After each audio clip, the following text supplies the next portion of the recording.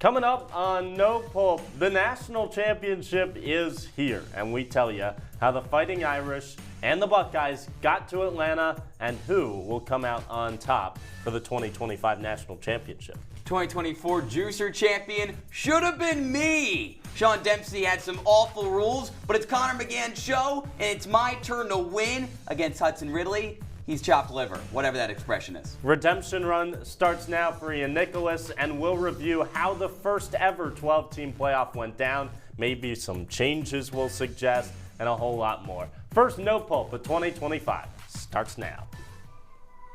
Kansas State has been on fire this year. Missouri is one of the most fraudulent teams in college basketball. And it was proved They're not going to fire him. He's the best player in program history. Side to Lawrence for the win. Yes, he got it. She is the Shohei Ohtani of college softball. This is a team that's potentially going to be a top 10 team in the country. How you feeling? I'm excited to win the juicer. LSU has captured its very first national championship.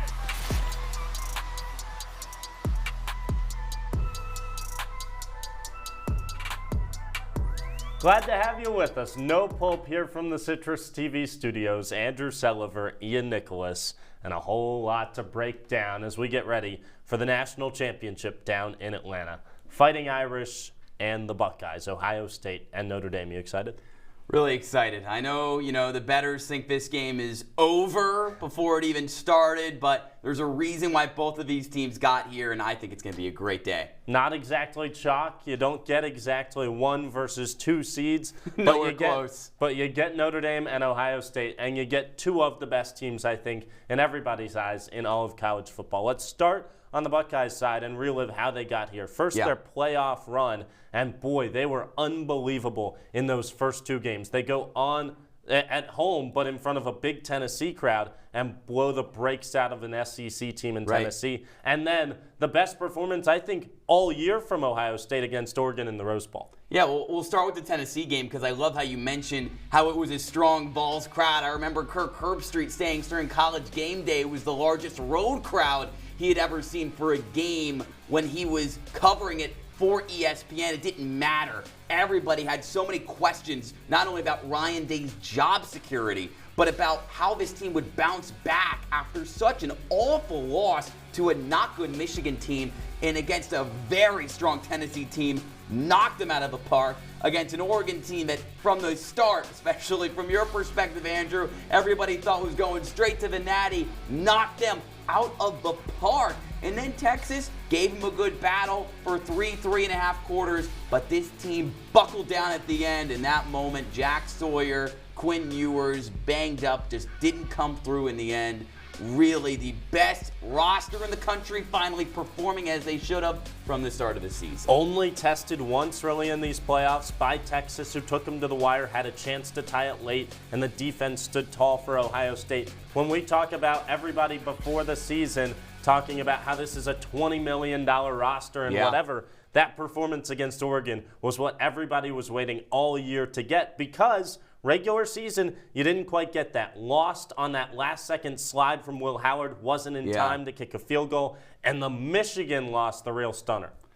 Yeah, definitely. I thought Howard has played some of his best football in this college football playoff run. And really love that Jeremiah Smith, especially in that Oregon game, really came out of his shell. And just, that game was over from the start. 34-0. The final score was kind to the Ducks. It was maybe the best individual performance we've seen from a team all season, that game for Ohio State. Nothing's going to erase the memory of losing again to Michigan, but I think a national championship will at least help ease the pain in Columbus. Those Ohio State fans for a are long crazy. I'm taking the Natty all day. On the Notre Dame side, they also had a tough regular season loss. We'll get to that. But first, let's relive how the Fighting Irish got to Atlanta, and that started another dominant home performance in that first-round matchup, in-state showdown with Indiana, and that was a real impressive performance from Notre Dame. Yeah, that got us kicked off in this new expanded playoff. You saw Mr. Love running 90-plus yards down the field, setting the tone for an improbable run to this point for Notre Dame, because we all know that the Fighting Irish are not the most talented team in the country. Pretty hard school to get into. Those football players, not the most book smart guys in the world. With one 5-star recruit, Marcus Freeman, driving this team, not only past Indiana in what ended up being a somewhat competitive game, but then taking down Georgia, one of the most talented teams in the country. I don't care if Carson Beck wasn't on the field. That's a great Georgia team. And then against Penn State in a classic, the Irish come through. Yeah, Riley Leonard, he's book smart, but he's been skipping out on some assignments, as we know from Duke. He was trying to get those. A little OD. Yeah, I think they might let him push back the assignment due dates if he can go win Notre Dame a national championship. They also got the big wins over Georgia and Penn State, two of the blue bloods in the sport. Yes. Probably the two toughest matchups for Notre Dame all year. Ohio State will be even tougher for them. Let's relive that NIU loss. Since then, Notre Dame feels like they've been a completely changed team. They've been the best team in the country on paper. 13 straight wins for the Irish, and they are beating their opponents on average by 25.5 points per game. The last two have been a lot closer, but it was pure dominance. Marcus Freeman's team needed to display that pure dominance to get them in the dance, and then they buckled down and won some close ones over the last couple games. So let's break down the X's and the O's, the Jimmies and the Joes in Atlanta between Notre Dame and Ohio State. I think after the Rose Bowl, most people would have said, okay, Notre Dame, Ohio State all day. But Texas maybe provides that blueprint for how you might be able to tackle what is the best roster in the country. Yeah, I mean, that game, that final score, not really indicative of how close it was. 21-14 game. Texas had the ball on the 1-yard line. First and goal, they couldn't punch it in for the game-tying score. Here's how you beat Ohio State, who has the best scoring defense, Andrew, in the country. You got to play like Jim Tressel, the former Ohio State head coach, would want you to play. Why? Who is his former player at Ohio State? Marcus Freeman. You know what Marcus Freeman loves doing? Defense. He loves it all day. He loves running the ball. He loves defense. He loves his special teams. That is how you're going to keep Will Howard, Jeremiah Smith, all those guys off the field. You let that guy, Riley Leonard, his quarterback, the guy he handpicked, you let him run the ball all day long. Well, Al Golden, the defensive coordinator, has done such a good job in South Bend. He might be out the door, maybe to the NFL even, as a defensive coordinator. I think the biggest thing that's impressed me with Notre Dame's defense this year, they've lost two of their best 4 defensive players, in Ben Morrison, the cornerback, and the defensive tackle, Riley Mills. And still, I think they have the best defense in the country, led by Xavier Watts. Yeah, Watts, one of the best players in college football, period, over the last few seasons. Al Golden, former Miami head coach, really big asset for Freeman. I think the game within the game here, Golden's defense against Chip Kelly's offense. What a pickup he was in the offseason for Ryan. And the line of scrimmage has to be key as well, because Texas got a couple sacks, whereas Oregon did not against Ohio State. If you let Will Howard sit back, pick you apart with the receivers he's got, if you let Travion Henderson, Quinshon Judkins run over you, you got no chance, because that offense for Notre Dame isn't explosive enough if their defense is giving up 30 points. Does Notre Dame's defense get it done? Can the Irish pull the stunner? I think the defense gets it done, but they don't win. It's a big spread, right? 8.5 point spread. Last time Notre Dame was in a national championship, they got routed by Alabama. But I think Ohio State wins its first natty in over a decade. I got a 24-20 final on that. I'm staying with you on the defensive side for Notre Dame. I think they hold Ohio State very limited to just 3 scores in this game. And I think that offense does just enough. Fighting Irish get their first national championship in 36 years and win it 20-17 in my book. You're the only guy in America picking them. I don't think that's true. I think I've got a couple on my side. But most of America's joining Ian with the Buckeyes. We'll see who I join in the win column. In the juicer next, Ian Nicholas, Hudson Ridley. Who gets the win as we move toward another juicer tournament coming up soon at the end of the semester.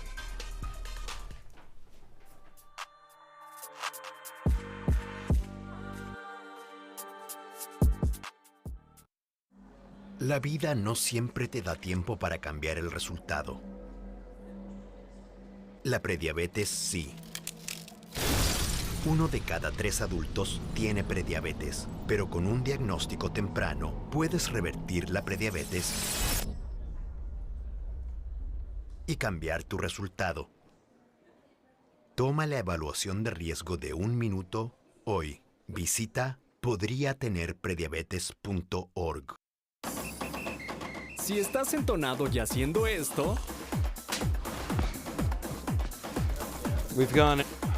Para sentirte apto para manejar, ZWX.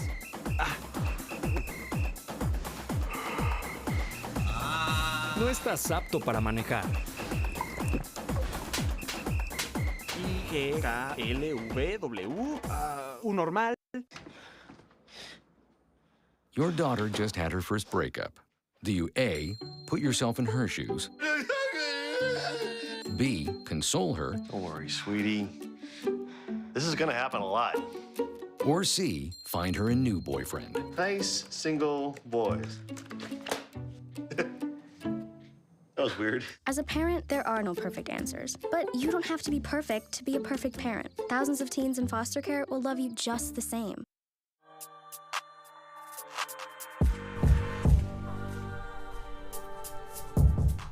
Ryan Bridges got the first Juicer trophy, and we are moving toward the second Juicer trophy. We're moving on. As we start season 2 of the Juicer postseason era, we've got Ian Nicholas, Hudson Ridley, semifinalist, finalist. Good way to start the season, guys. Yeah, no, for sure. This is the Aflac kickoff Syracuse football reference of we the might have Juicer. to get this thing sponsored. Oh, perhaps we may. Perhaps Minute Maid would like to sponsor the season opener here on the Juicer. That's very southern. Calling all Minute Maid advertisers. Let's get the NIL in here. We'll start with the 12-team playoff, and we're going to go all 12-team playoff on you here as we kind of cater this show toward the national championship.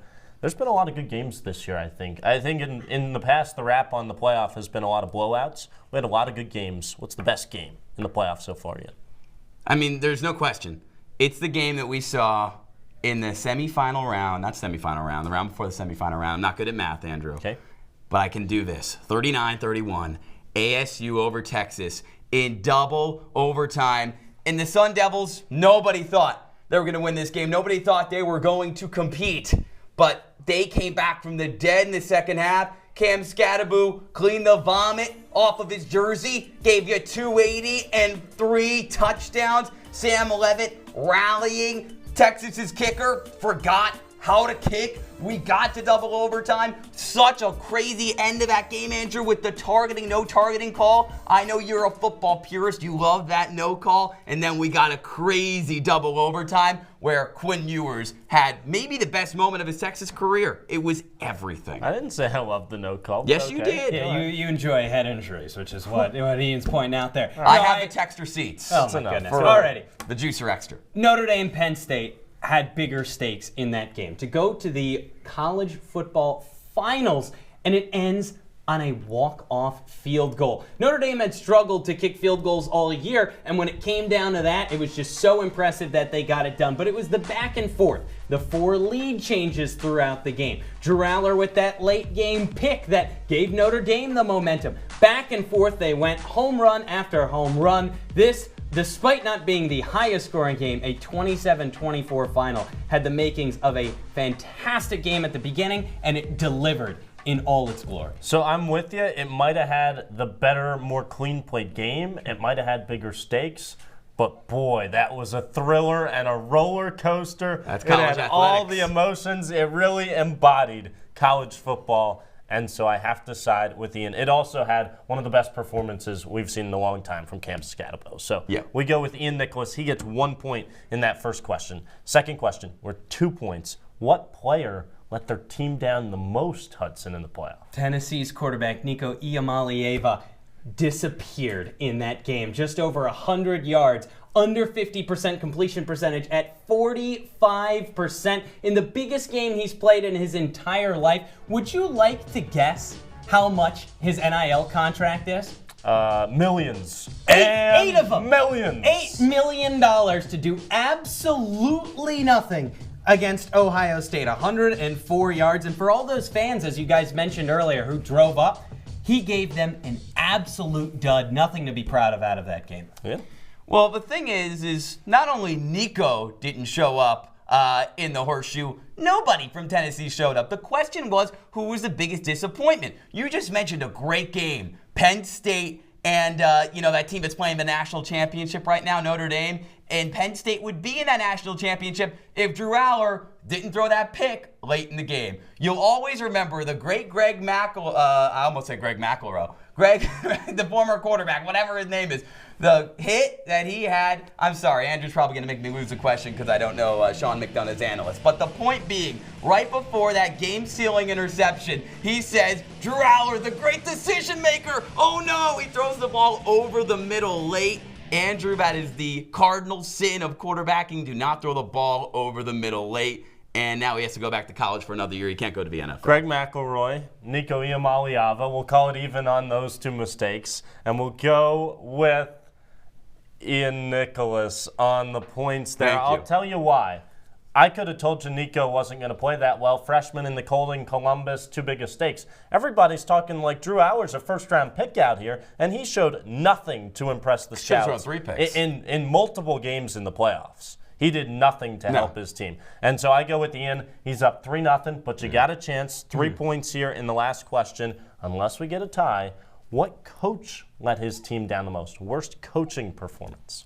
Well, luckily we saw this guy nearly screw up one game. They definitely screwed up the second game. Steve Sarkisian. I already told you how Arizona State shouldn't have even been in that game against Texas, but an implosion late in the game, poor play calling, only 50 rushing yards. I mean, come on. Steve Sarkisian almost blows that game. But then, with a chance to get to the national championship, first and goal from the 1. I brought it up earlier in the show because I had to come right back to it here. Against the best front 7 in college football, he runs a pitch play, and then 3 plays later, he puts his quarterback in an awful position, and Jack Sawyer takes it to the house for a touchdown. This guy's supposed to be a play caller, right? No good play calls down the stretch. You forgot the coach never do, and talking to your kicker before a must make kick. Right. So you're siding with the guy, though, that still won 2 college football playoff games. You know who won 0? Who? Dan Lanning. Didn't win a single college football playoff game, and he wasn't even close the entire way through. 34-0 at the half.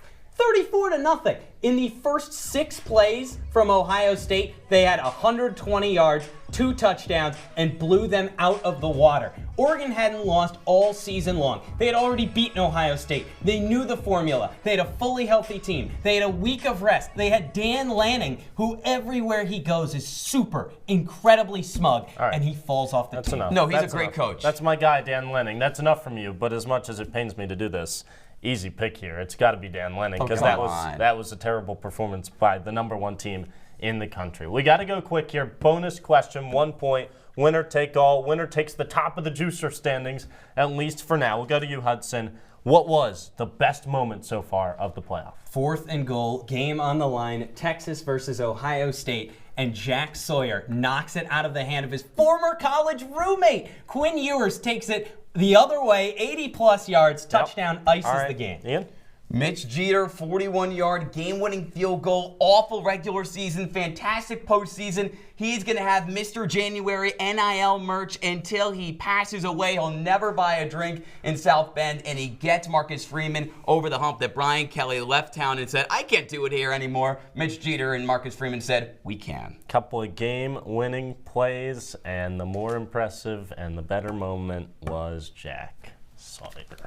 Hudson Ridley wins the first juicer of 2025. People don't remember the start, they remember the finish. All right, well, we'll remember the finish of the semester when we get to that juicer tournament. But for now, we're up against another break here on No Pulp. When we return, we'll break down what we have liked and what we haven't from the 12-team playoffs so far.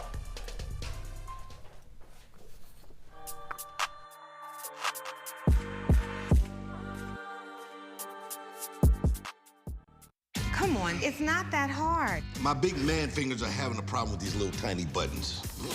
Whoa, watch it there. Your blood pressure's gonna go through the roof. Tell me about it. I'm trying to learn how to get it down. Instead, it keeps going up. High blood pressure can increase the risk for heart attack or stroke. Learn how to keep yours at a healthy range. Ever hear a voice command? Just say text barbershop to 97779. That's not what I said. Just give me that. Now my blood pressure's up. They'll test you. try to break your will. But however loud the loudness gets, however many cheese puffs may fly, you're the driver, the one in control. Stand firm. Just wait. And move only when you hear the click that says they're buckled in for the drive. Never give up till they buckle up.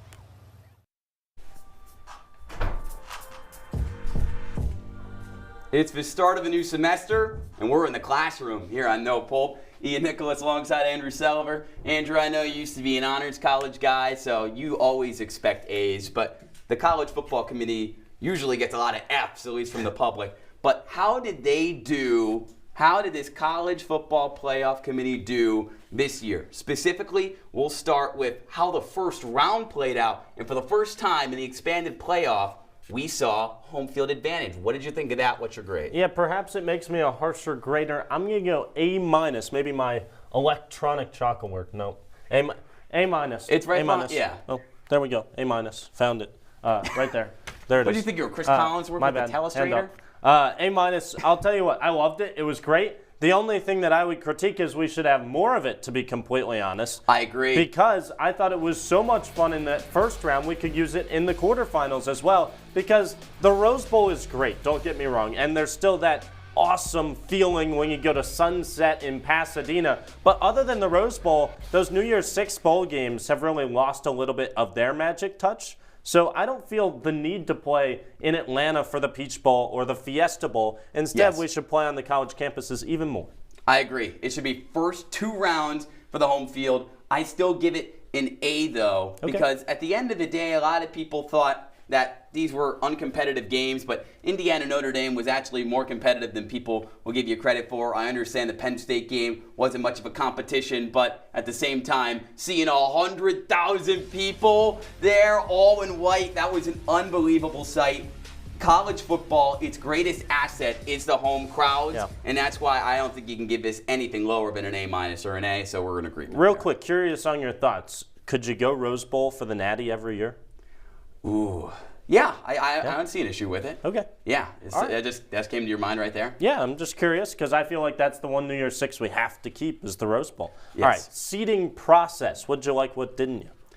Well, my grade ends up being a C, so I'm kind of in the middle, right? Technically that's average, but really we're overachievers here at Syracuse, so it's below average. I think it's wonky, but it's cool that it's 7 and 8 in the national championship, although it's painfully obvious that Ohio State was so underseeded, Andrew. And then I also think we're going to have to talk about, that second round, getting in with those higher seeds with Arizona State and Boise State. I don't know. I don't know about those conference champions. Yeah, I'm surprised Ohio State is where you had your gripe. I'm going to go D- over here. That's because still haven't figured it out. We'll get there eventually. Well, you're punching it. I know. There we go. It showed up eventually. D- because I think the big issues are with those automatic top 4 seeds for the conference champions. I didn't have a problem with Ohio State being 8. They lost games. You can't lose to Michigan and be a top 4 seed. But why should Boise State and Arizona State be top 4 seeds? Everybody knew Arizona State should not be ranked ahead of a Notre Dame or a Texas, for example. Even though they were good, they put on a good showing. They did put on a good showing. That's why I didn't go as low as you did, because they kind of beat that noise. Both of those games were good. Right, but there's really no reason that we should give teams a bye or a higher seed and then they've earned just because they won their conference. Sure, they should get into the playoff, but I've had this figured out before we even started the playoff. I think that you should just get them in. You shouldn't give them top 4 seeds. Also, the number 1 seed having to play Ohio State in its first game, did that really make any sense? Tough luck of the draw because Ohio State did lose games. I mean, they couldn't be a top 5 seed, but yeah. Our third and final grade to pass out. Yep. The selection of all the teams, factoring in strength of schedule, strength of win-loss, your opponents, how good they were. How did you think those teams kind of found themselves into the puzzle? I didn't have a huge problem with it. I go A- here per the criteria. We talked about how I don't think the rules should be top 4 seeds for conference champions, but other than that, I thought they actually applied it pretty well. I didn't have any huge gripes here. I thought they got almost everything right. I thought maybe you could have complained about Indiana versus Tennessee, but I thought that was okay. Maybe Indiana SMU at the bottom 10 versus 11. But I think overall, I thought they did a good job. I don't think they did a good job. I'm actually going to give them a straight F. What? Because we What? had an unwatchable game. We had an unwatchable game. There was a team in the college football playoff that looked they belonged in the FCS. What game? Kevin Jennings and Rhett Lashley, they shouldn't have been in this dance. What? It should have been Alabama. It should have been Miami. That's terrible. And nobody. Alabama lost to Michigan.